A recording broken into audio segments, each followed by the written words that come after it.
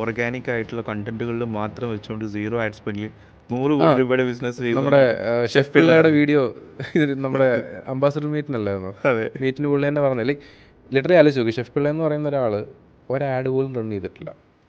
പുള്ളിയുടെ തനതായിട്ടുള്ളൊരു രീതിയിൽ പുള്ളിക്ക് അറിയാവുന്ന കാര്യങ്ങൾ പുള്ളി പ്രസൻറ്റ് ചെയ്ത് പുള്ളി like it's an investment actually. തീർച്ചയായിട്ടും ഇത് ഇൻ ഡെപ്തിലോട്ട് പോവുകയാണെങ്കിൽ അവിടെയാണ് ഓർഗാനിക് മാർക്കറ്റിങ്ങിൻ്റെ ഇമ്പോർട്ടൻസ് വരുന്നത്. അതിനകത്ത് യുണീക്കായി എന്നുള്ളതാണ്.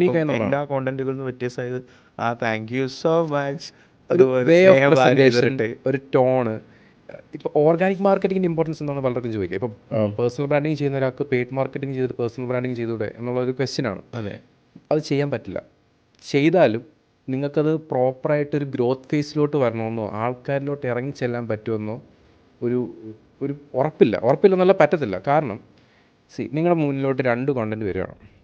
ഒന്ന് പെയ്ഡ് കണ്ടൻറ്റ്, ഒന്ന് ഓർഗാനിക് കണ്ടൻറ്റ്. നിങ്ങൾ ഏത് കൂടുതൽ കൺസ്യൂം ചെയ്യും, കൺസ്യൂം ചെയ്യുന്നത് വെച്ച് കഴിഞ്ഞാൽ ഒരു ആൾക്കറിയാം ആൾ നല്ലതാണ് എന്നുള്ള രീതിയിൽ നിങ്ങൾ കൺസ്യൂം ചെയ്യാൻ പോകുന്ന ഏതായിരിക്കും?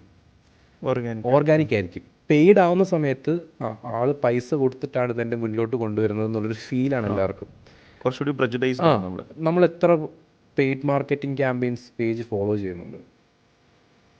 അതാണ് ഒന്നാമത്തെ ക്വസ്റ്റ്യൻ. പെയ്ഡ് മാർക്കറ്റിംഗ് വർത്താണ് ഈ ഓർഗാനിക് മാർക്കറ്റിങ്ങിനെ സപ്പോർട്ട് ചെയ്യാൻ. അതെ, അങ്ങനെ പോവുകയാണെന്നുണ്ടെങ്കിൽ ഇറ്റ് വർക്ക്.